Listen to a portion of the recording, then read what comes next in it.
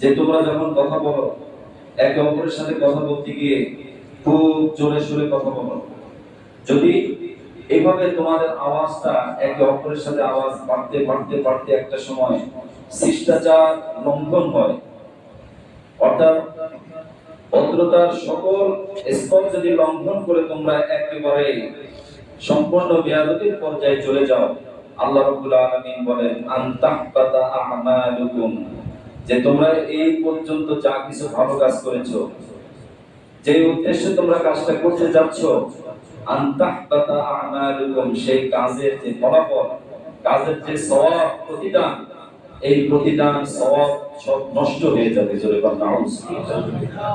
ওয়া আনতুম লা তাশউরুন, তোমরা টেরও পাবে না। এজন্য আমরা অনেক সময় ভাবি, অনেক সময় চিন্তা করি, আমার মনটাকে আমি বিজয় করার চেষ্টা করব। তার আগে চিন্তা করতে হবে যে আমি যে মত এখানে প্রয়োগ করছি সেটা কি অন্যায় নাকি ন্যায়। যদি ন্যায়সঙ্গত হয় সেটা আবার আমার দৃষ্টিতে নয়, চিন্তা করতে হবে সবার আগে সন্তুষ্টি কার? আল্লাহ। আমি চিন্তা করলাম এটা আমার দৃষ্টিতে ন্যায়, কিন্তু আল্লাহর দৃষ্টিতে এটা ন্যায় নয়। এরকম ঘটনা আছে না নাই? আছে। আল্লাহ পাক এটা পছন্দ করেন না, কিন্তু আমি পছন্দ করে এটা করতেই হবে। তখন আমাকে প্রাধান্য দিতে হবে কার কথা? আল্লাহ। আল্লাহর বিধানকে, আল্লাহ রাব্বুল আলামিন যেটা বলেছেন সেটাকে আমার প্রায়োরিটি দিতে হবে, প্রাধান্য দিতে হবে। আল্লাহ রাব্বুল আলামিন সূরা হুজুরাতের মধ্যে আরেকটা গুরুত্বপূর্ণ শিষ্টাচার মানব জাতিকে শিখিয়েছেন, তা হলো যখন আমরা কোনো তথ্য পাই, কোনো সংবাদ পরিবেশন করি, অথবা কোনো খবর অপর ব্যক্তির কাছে পাই, এই খবর পাওয়া মাত্রই, কোনো তথ্য পাওয়া মাত্রই আমরা না জেনে না শুনে না যাচাই করে অন্য কোনো ব্যক্তির কাছে সেটা পরিবেশন করব না, অন্য কোনো ব্যক্তির কাছে তা বলে দিব না, অন্য কোনো ব্যক্তির কাছে যাচাই বাছাই না করেই আমরা যখন এটা শেয়ার করব, কমেন্টস করব, অথবা আমরা যখন এটাকে আরো ছড়িয়ে দেব, চতুর্দিকে এটা প্রচার প্রসার করব, তখন দেখা যাবে যে একটা ভুল তথ্য সমাজে এমন ভাবে ছড়িয়ে যাবে যার কারণে একটা পরিবার ধ্বংস হয়ে যায়, স্বামী স্ত্রীর মধ্যে বিচ্ছেদ হয়, মা বাবা সন্তানের মধ্যে বিচ্ছেদ হয়, এরপরে সামাজিক শান্তি নষ্ট হয়, সামাজিক ঐক্য নষ্ট হয়, একে অপরের সাথে সম্প্রীতি নষ্ট হয়, শুধুমাত্র ভুল তথ্য উপস্থাপনের কারণে। ঠিক কিনা বলেন? আজকে আমাদের সমাজে সাংবাদিক নামে অনেক হলুদ সাংবাদিকও আছে, আছে না নাই? যেটা একটা মিথ্যা তথ্য, সেটাকে তারা রং মিশ্রিত করে বিভিন্ন ভাবে এমন ভাবে উপস্থাপন করে যে একটা জাতিকে বিভ্রান্ত করার জন্য একটা মিথ্যা তথ্য উপস্থাপনে যথেষ্ট। ঠিক কিনা বলেন? এজন্য মুহতারাম হাজিরিন, এই ব্যাপারে আল্লাহ রাব্বুল আলামিন কতটা সতর্ক করেছেন। কোরআন কারীমের এই আয়াতটা যখন নাযিল হয় ৬ষ্ঠ হিজরিতে বনি মুস্তালিকের যুদ্ধে নবীজি সাল্লাল্লাহু আলাইহি সাল্লামের বিজয় হয়েছে। ঠিক বনি মুস্তালিকের সর্দার হযরত হারিস রাদিয়াল্লাহু তাআলা আনহু, তিনি নবীজিকে বললেন, হে আল্লাহর রাসূল, আপনি যেহেতু মদিনায় থাকবেন, আমরা বছরে যে যাকাত হয় আমাদের সচ্ছল ব্যক্তিদের যাকাতের যে মাল, সেটা আমাদের কাছে এসে দিতে হবে না, আমরা নিজে গিয়ে যাকাত এভাবে উসুল করে সবার কাছ থেকে কালেকশন করে আপনার দরবারে আমরা পৌঁছে দেব। কিন্তু নবীজি সাল্লাল্লাহু আলাইহি সাল্লাম যখন যাকাতের সময় হলো, তিনি একজন সাহাবীকে হযরত উকবা রাদিয়াল্লাহু, ওলীদ বিন উকবা রাদিয়াল্লাহু তাআলা আনহুকে দায়িত্ব দিলেন, তুমি একটু ওদেরকে, আমি কষ্ট দিতে চাই না, তুমি একটু এগিয়ে গিয়ে তাদের কাছ থেকে যাকাতের মালটা নিয়ে আসো। তো তাকে নবীজি পাঠালেন। তিনি যখন কোন মুস্তালিকের যে এলাকা, ওই এলাকায় প্রবেশ করবেন, দূর থেকে তিনি যখন ঘোড়ায় চড়ে যাচ্ছিলেন, ওদিকে রওনা দিয়েছেন। রওনা দেওয়ার পরে বনি মুস্তালিকের লোকেরা দেখলো যে মদিনা থেকে এক লোক আসতেছে। তারা তাকে আমন্ত্রণ করার জন্য, তাকে রিসিভ করার জন্য, বা তাকে নিজেদের কাছে নেওয়ার জন্য তারা বেরিয়েছেন, যে আমাদের মেহমান আসতেছে, তাকে অভ্যর্থনা জানানোর জন্য এগিয়ে যাচ্ছিলেন।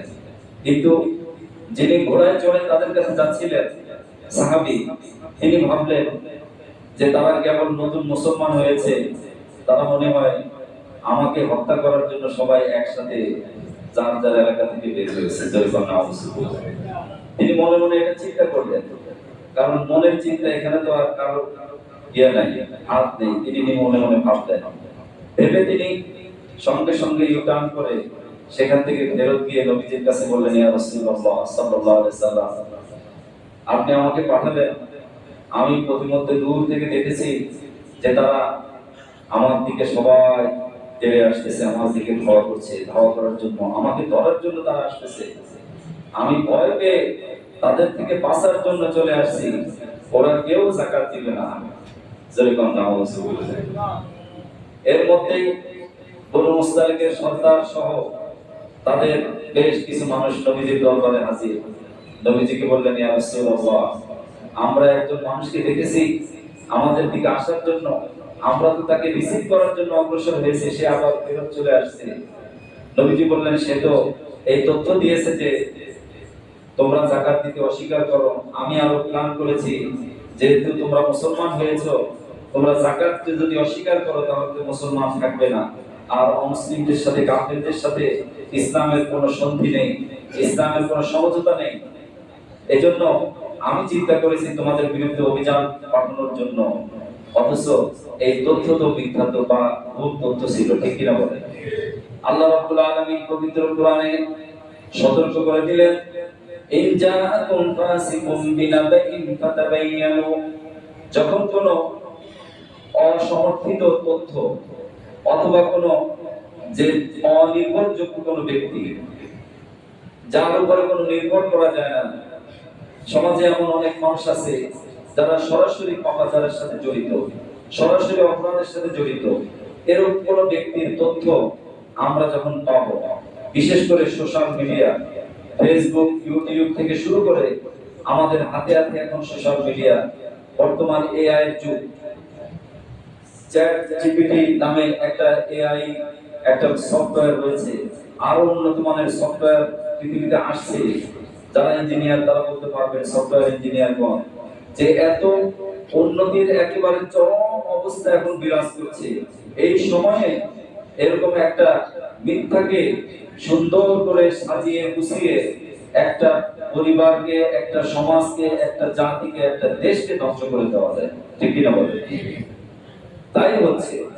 এজন্য মুহতারাম হাজিরিন, আল্লাহ রাব্বুল আলামিন সতর্ক করছেন, যখন আমরা কোনো ফেসবুকে কোনো তথ্য দেখব, কোনো একটা সংবাদ দেখব, আমরা যাচাই বাছাই না করে কোনো শেয়ারিং, কমেন্টস অথবা কোনো নিজেদের থেকে কোনো কিছু এটা তৈরি করব না।